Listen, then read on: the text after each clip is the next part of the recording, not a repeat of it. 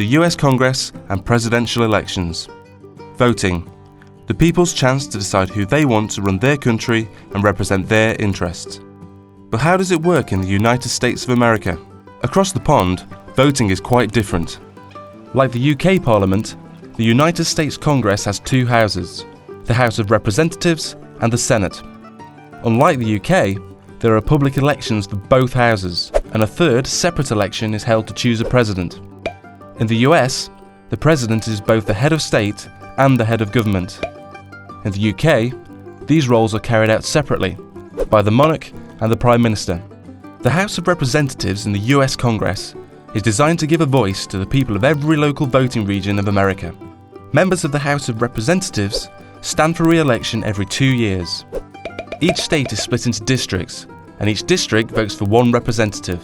The number of districts depends on the population of each state. For example, California, the most populous state, is split into 53 districts, so has 53 representatives. But Alaska, which is huge but has a really small population, only has one district and therefore only one representative in the House. Like the UK House of Commons, the election system is first past the post, so the candidate with the most votes in each district wins a seat in the House of Representatives. The party that wins a majority of seats in the House takes control. The ideal situation for a president is that the House is controlled by their own party. However, with elections held every 2 years, there's always a midterm election in the middle of a president's time in office. If the public thinks that the president's not doing a great job, they can vote in more members of the opposition party, making it more difficult for the president to pass laws. The Senate in the US Congress, like the House of Lords in the UK Parliament, is sometimes called the upper house. George Washington described the Senate as the saucer that cools the coffee, meaning that it's their job to scrutinise and question all proposals made by both the House of Representatives and the President, before voting to decide whether they should proceed as law. Senators, like members of the House of Representatives, are also elected to their seats by the public.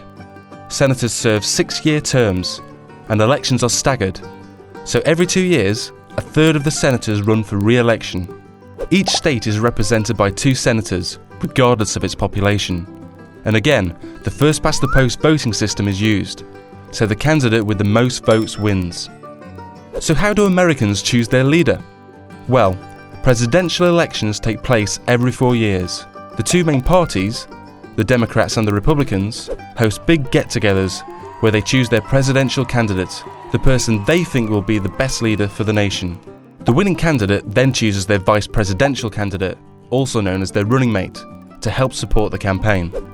Presidential candidates usually choose someone with different areas of skill or knowledge, so they present voters with the best package.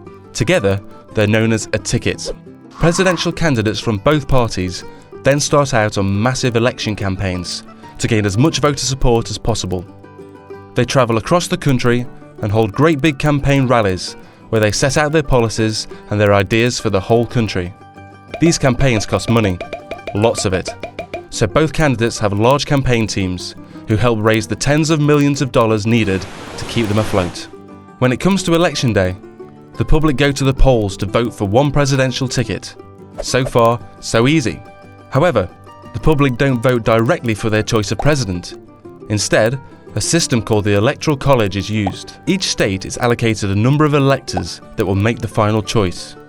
A state has the same number of electors as it does senators and representatives.